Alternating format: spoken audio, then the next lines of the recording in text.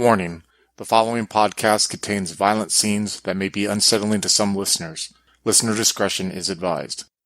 In 1999, the walls of hell cracked, and fallen angels condemned to an eternity in the abyss were suddenly able to flee. With no choice but to come to terms with the decaying remnants of the paradise they helped create, these escaped fallen must now decide whether they will rebuild their masterpiece or burn it to a cinder. Hello and welcome to Demon the Fallen, Fragments, a Demon the Fallen game set in Rochester, New York in the year 2001. This story features the character of Azoth, played by Tillman, Arakel, played by Rebecca, Brawlman, played by Adam, and Abathar, played by Slavic. If you'd like to reach out to us, you can find us on Twitter at twin_cities_VTM, on Facebook at Twin Cities by Night, and on Discord at Twin Cities by Night. Greetings, ladies and gentlemen, and welcome to the first character creation session for Demon the Fallen, Fragments, which is the Demon the Fallen game that we are running on this channel, set in Rochester, New York. I will be using a fictionalized version of the city, so those of you who may be familiar with it, expect some slight variation going forward. Today we are with Slavic. So why don't we start with the name, house, faction, and a brief history of your demon during the war. Okay, so name, which normally is pretty easy, but for demons it's a bit more complicated since you have the name of your mortal vessel, then you have your celestial name, and then you have your true name. The name of the mortal vessel is Lily Merrill, normal human name. The celestial name is Abathar Muzania, which in real life was a sort of demiurge mentioned in some religion, which was sort of like the angel of weighing souls and the angel of the Polaris star. And my true name is the Lamentations of a Drowning Sailor. You know, I'm a defiler. I joined the war because I loved humanity, but I couldn't interact with them, and I sort of called out to them, so they went to the sea, and yeah, that's how it relates. So yeah, the house, as I said, defilers, you know, they're the sort of tempters, corrupt. Well, yeah, tempters in like a sexual manner more, with the devils being more bargains and stuff. And also, like, they control storms and water. So yeah. As for faction, Luciferian, she believes in the ideas of Lucifer, that, you know, his war was just. She's from the Legion of Stark Defiance, which means, you know, she wasn't really a proper fighter. She didn't actually fight that much, but she did deal with logistics and that sort of manner. Especially during the war, you know, her job was trying to convert captured angels to Lucifer's side, which was a big deal. Nature's caregiver. You know, she truly cares about people and wants to help them, but her demeanor is judge. She's really, I think, a proponent of like tough love and really trying to make people help themselves. Now tell us a little bit about her mortal host. Lily Merrill was, you know, a sort of very young. She inherited her money when she was very young, like in her 20s, you know, probably from her father was a real estate magnate, and, you know, she sort of inherited all this wealth, and she always had everything in her life. And for a while that satisfied her, you know. She grew the company and made a lot of deals, but in the last couple of years, something was wrong with her. You know, she didn't feel right. And she sort of fell into a depression, feeling like everything she's doing is pointless. And yeah, she sort of tried to swallow a bunch of pills, you know, as a cry for help. And well, Abathar answered in a very unfortunate way.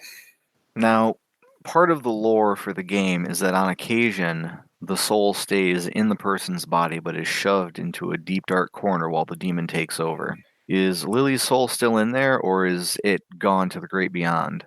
I think it'd still be there. sometimes manifesting as, memories or messages or just fighting. So shall we go on to the attributes then? So primary, secondary, tertiary, how'd you divide those up? Yeah, primary, social, pretty normal for a defiler. And also because, Lily was still young. She had I took an appearance score of 3.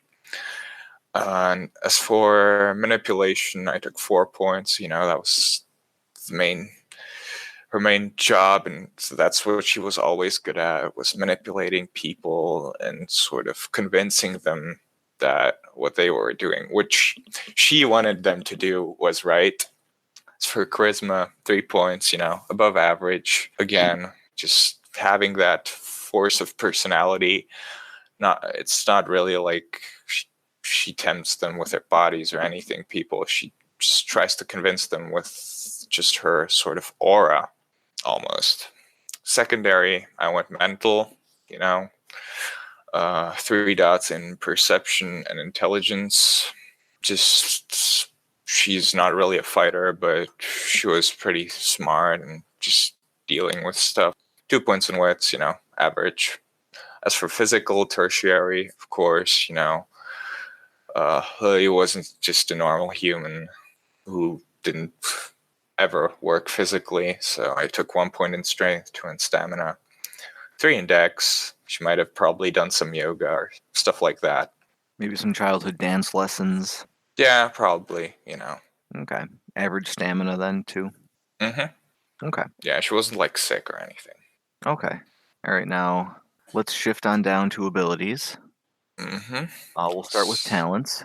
Talents, 2 points in alertness, 1 point in awareness, the usual. Just 1 point in awareness because I'm not sure if either Lily or Abathar would be sort of tuned in to the supernatural that much, because I feel like the defilers, they were sort of spirits of the sea, muses and sirens and whatnot, that they probably didn't even have that much interaction with other supernaturals, so it wouldn't be that easy for them to figure out if they were working.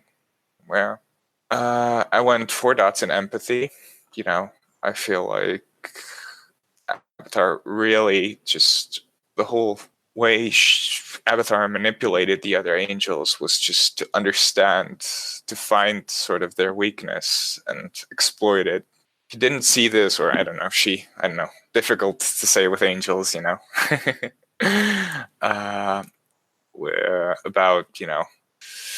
just that it was wrong. She just thought that that's how I get them on our side, and what we're doing is good, and that's all that matters. 3 dots in expression, and as opposed to 2 dots in subterfuge. I feel like Abathar didn't actually lie, just really said his arguments really well, and that convinced them, or not, he wasn't always successful. A dot in intuition, dot in streetwise. The streetwise thing was that I was thinking that after sort of Abathar took control over Lily, that she actually gave a lot of her money away, which is where she got the 2 dots of fame. Because it was televised, because it's probably millions of dollars. Okay, so maybe she did some charity work. Mm-hmm. A lot of it, and because when Abathar came, he thought he could solve everything with that money, but he came to realize that it runs much deeper. Okay, where would that charity have gone? Would he/she have done maybe a battered woman shelter, a food bank? I think it would be probably even fund her/his own sort of charity, and I think it'd probably be providing houses for the homeless, something that'd be very close to the things that Lily dealt with. It's just owning property. So maybe a number of homeless shelters. Yeah, definitely homeless shelters, soup kitchens, something like that. Probably both to an extent. So then skills, that was my secondary. Dot and drive. I took 4 dots in melee, which I wanted to represent as, from the time during the war.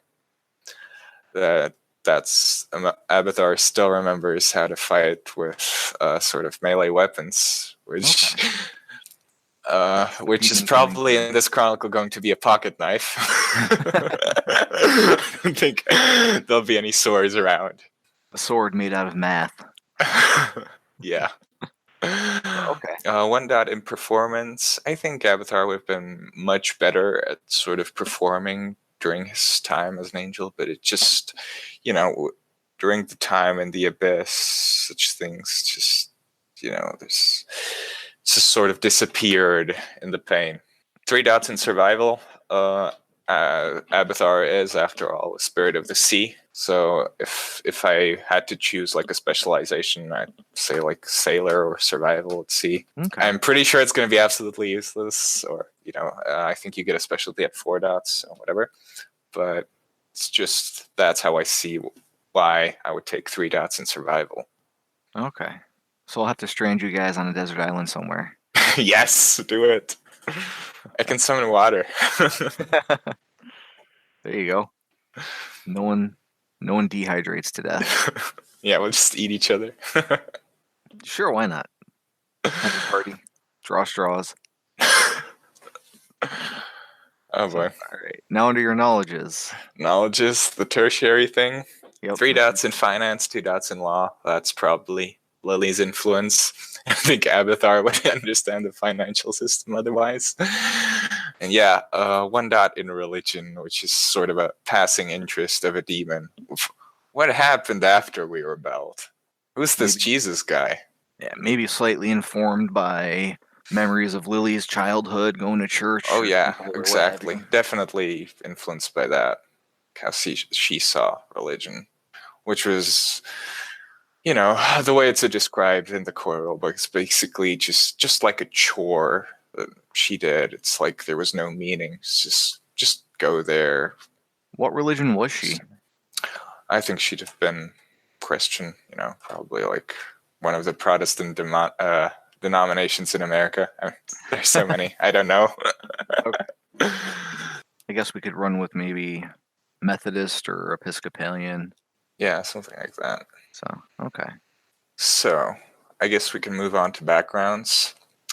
I put a lot of points in backgrounds, which I feel like fits with the concept of someone from Legion of Stark Defiance who, sort of deals with other demons, makes sure they have whatever they need.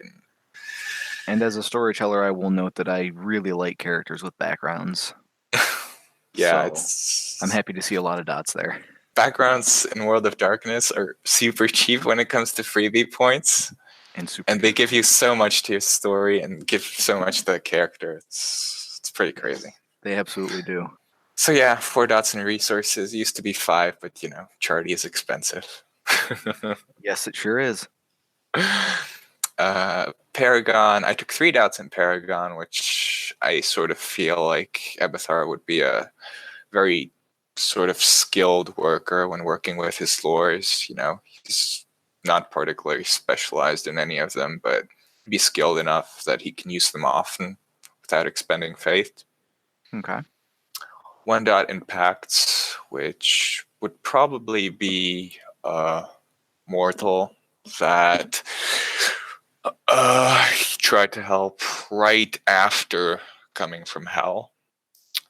Probably a homeless person who was terminally ill, and he cured him of cancer, probably. But I really like that because that actually slides very nicely into one of the threads that I had planned for the game.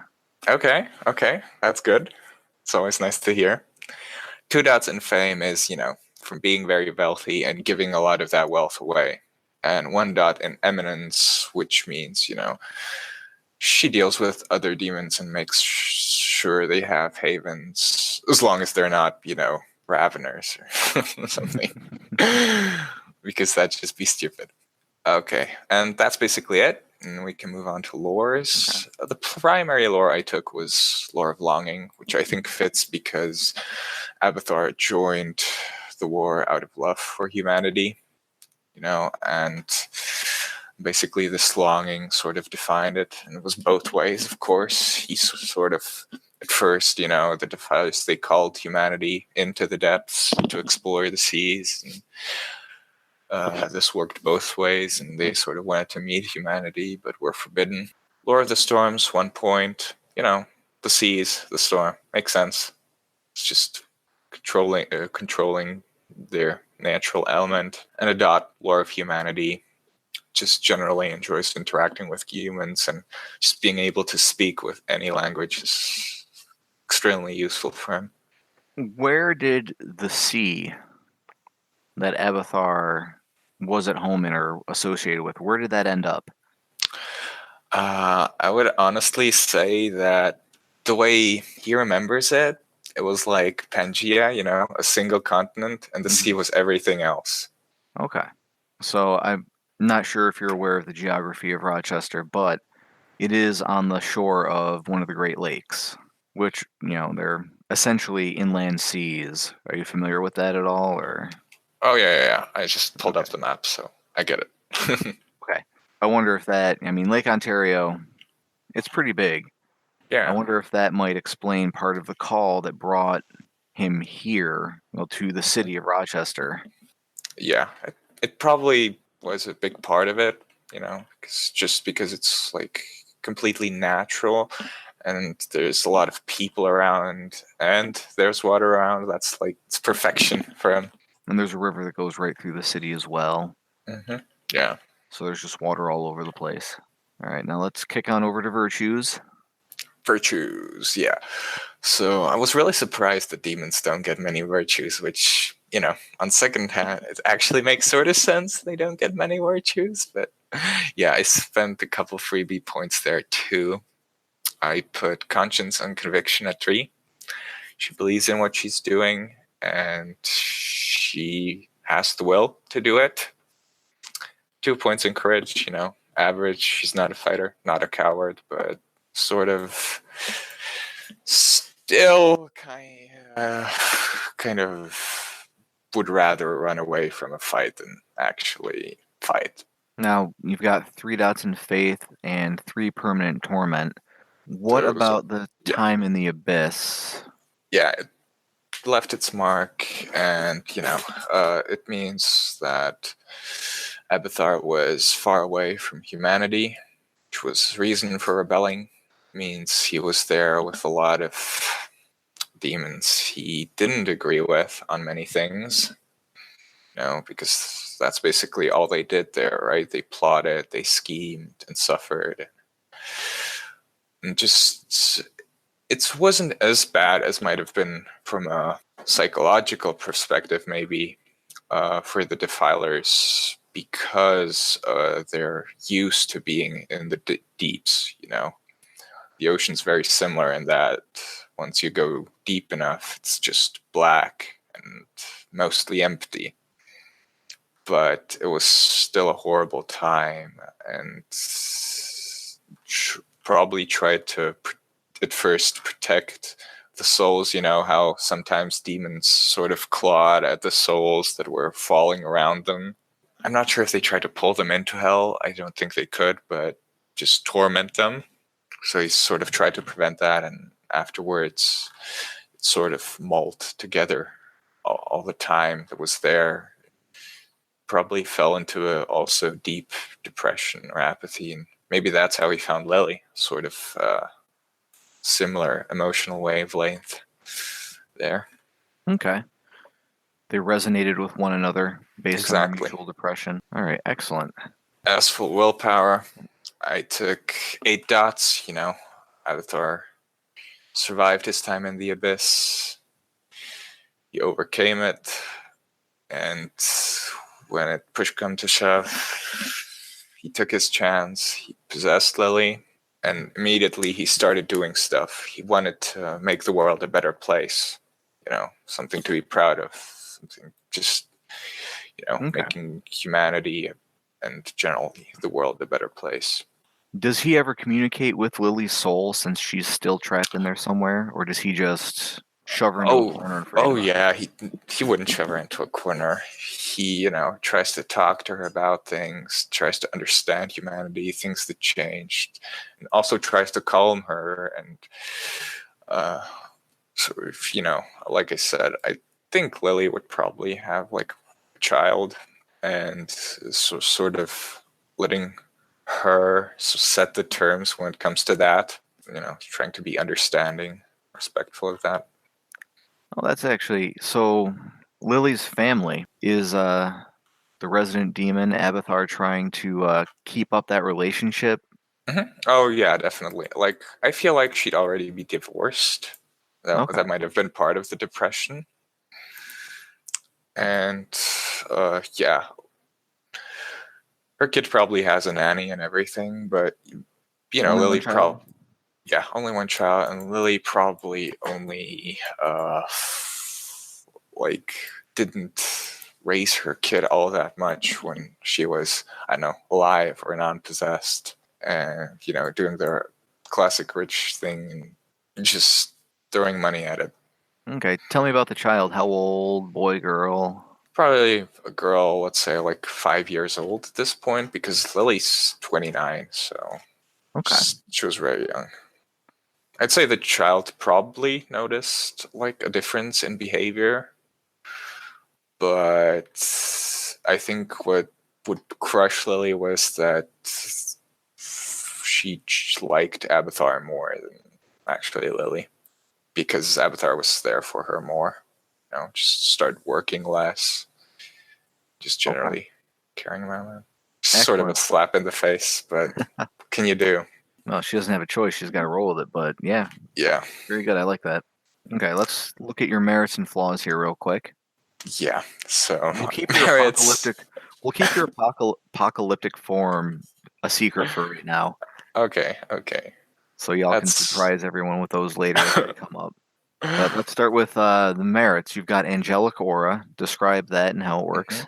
But basically how it works, and it's basic that Lily, or well, Abathar, has a sort of almost divine grace and ability just by being in the room. Then there's sort of an air of nobility, grace, and just generally he radiates an aura of wisdom and confidence, and just generally being calming people, which gives me that reduces the difficulty of charisma and appearance rolls by one when dealing with mortals.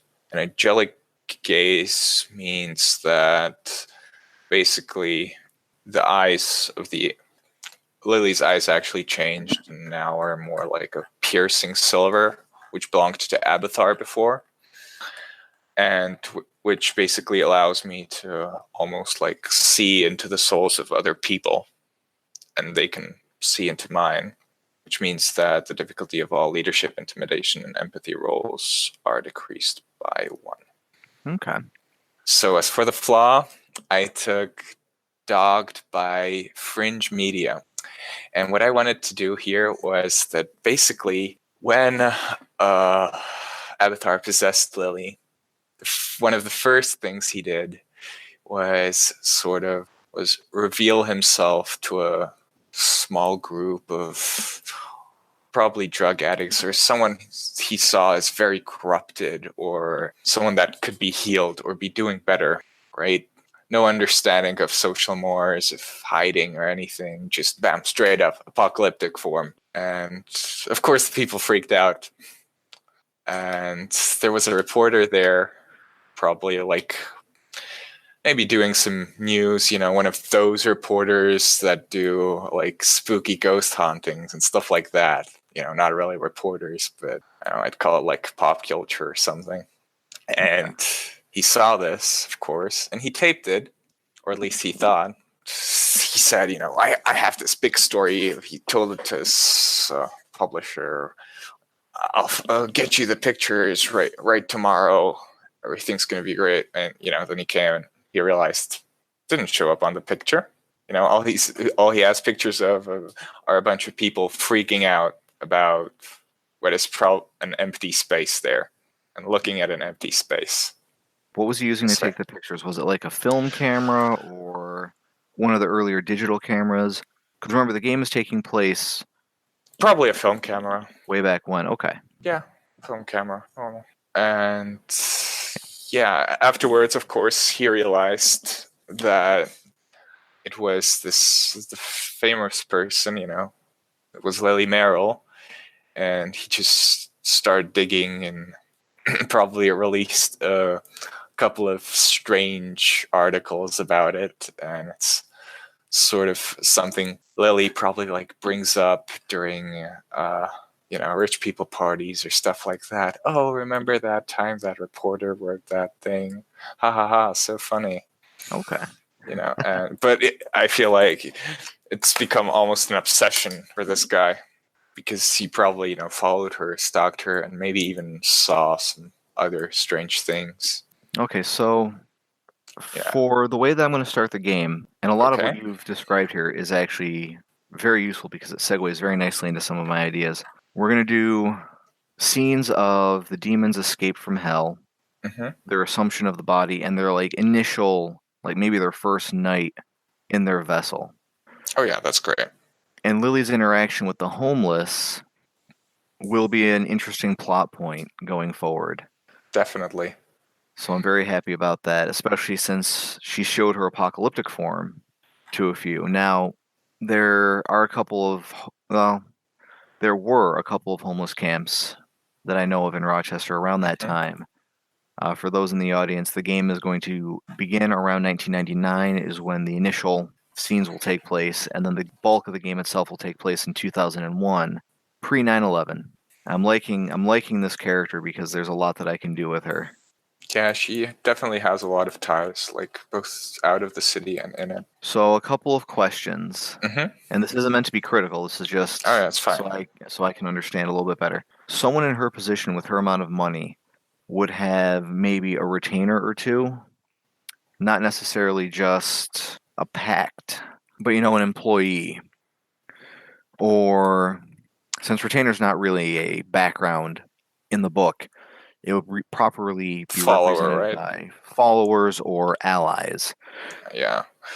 So the way I would say is she does have employees, or Lily does, but I don't think Abathar still come to terms with like having servants or someone just dealing with the other things he does, he might have someone bring him coffee into the office or something, but he wouldn't like, can you please make sure I have this friend and he needs help and I need you to go there. I don't think actually has anyone like that. There's probably like the nanny and whatever, but it's not strictly like allies or actual followers.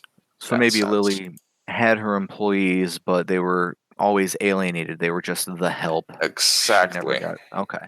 Yeah, might have probably brought a follower or two as like a driver, but I have a feeling that Abathar would still prefer a more personal approach to things. Because the reason one of the biggest motivations to get out of hell was just to interact with humanity, and having someone else do it on his behalf would sort of be pointless or like missing the point. Okay. What kind of lifestyle does Lily lead? Does she, conserve most of her money, live a simple lifestyle despite the wealth and the charity that she's done? Or does she have like the high-rise penthouse, the Mercedes? Probably conservative rich, so like probably her father probably left her, let's say, the penthouse, but as for the Mercedes, I don't know. Probably also. I think Lily would definitely lead a more expensive lifestyle, but I think Abathar would cut down a bit on that. Okay. Just because sees it as pointless to a certain extent. He's a little less enthralled by, ostentatious material wealth. Yeah, exactly. It's not very materialistic, just why he gave away so much money just didn't even understand what he gave away. Any last-minute bits that you'd like to offer regarding your character? Well, I think also a lot of the people around her noticed where Lily, I guess before, was a bit more of a shrewd businesswoman, which with the whole charity thing and the way Abathar behaves in her body was a pretty significant change. So a lot of people noticed that. So I think that probably also play a role in the future. Okay. It all looks good. I'm very, very excited and happy about a lot of the connections that you've put together here for her. The real estate business around that time was interesting. There was one particular mogul who was still alive at the time who owned a significant chunk of the city by the name of Max Farish. So there's a lot there that I can work with. So for empathy and melee, both of those are at 4 dots. Did you have a specialty in mind for them? Specialization? Honestly, empathy, I would definitely. Understanding what people want would be the one, or I guess understanding desires. All right. And what about melee? You know, like whenever I imagine an angel, I always see them with a sword, burning sword. So I guess it'd probably be a sword, which I'm never going to use. Okay. But yeah, it's there, in case there's going to be a sword on the wall in a mansion. And Lily's like, oh yeah, I can show you a trick or two. Well, Rochester does have a fencing club. So it's entirely possible that Lily may have fenced when she was younger. That could be really nice, just to tie it in, just to the similarities between Abathar and Lily. So, all right. I think that covers everything. Should just about do it. For those of you on the podcasts, I hope you enjoyed, and we will see the next character creation session fairly soon. Hello, folks. Have you ever wished you could have an easy way to find gameplay videos and podcasts, or just media in general that deals with your favorite White Wolf role-playing games? Or have you ever wished you could find a forum to share gameplay that you have recorded, one which wouldn't be drowned out by random posts and discussion, so that your media could get the attention you want? Well, we have the answer for you in a Facebook group we run called White Wolf RPGs Gameplay and Media. The group is specifically ran with the sole intent of it being a one-stop shop for people to view or share media involving the games we all love. We take thorough steps to ensure the page does not become cluttered and is easy to traverse. We are currently over 1,000 members strong, and we are continuing to rapidly grow, with new media being shared every day. Stop on by. We hope to see you there. High Level Games, the industry's first choice in taking your games to the next level. We are a podcast blog and new media network at highlevelgames.ca. We have blog posts about all of your favorite games going up 5 days a week, and a podcasting network with actual plays and shows that discuss role-playing games, with more rolling out all the time. We are on iTunes, Twitch, and YouTube. Find out more information at highlevelgames.ca, a site that certainly isn't controlled by a shadowy board of directors of otherworldly origin. That's highlevelgames.ca. Please, help. They're coming.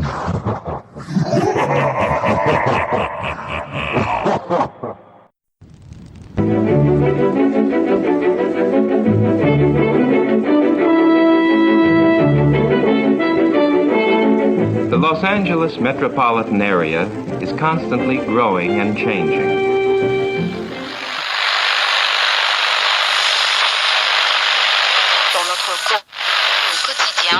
The Central District is full of new buildings.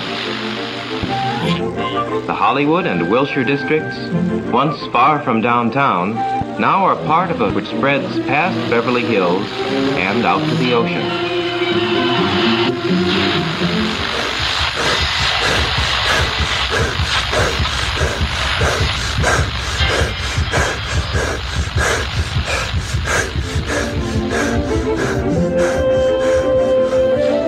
But why is all this going on in Los Angeles?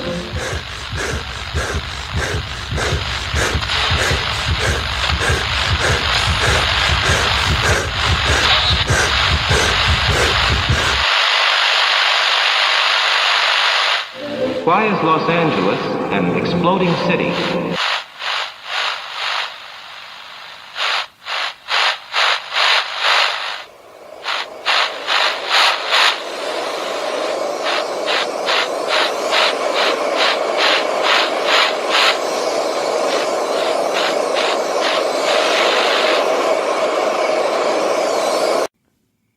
Neon Masquerade. The Demon's Mirror. 13 Candles. 3 chronicles running through the undead veins of the City of Angels. The Esoteric Order of Roleplayers Actual Play podcast invites you to drink deeply. Go to eorpodcast.com and search the Duets tag to find out more.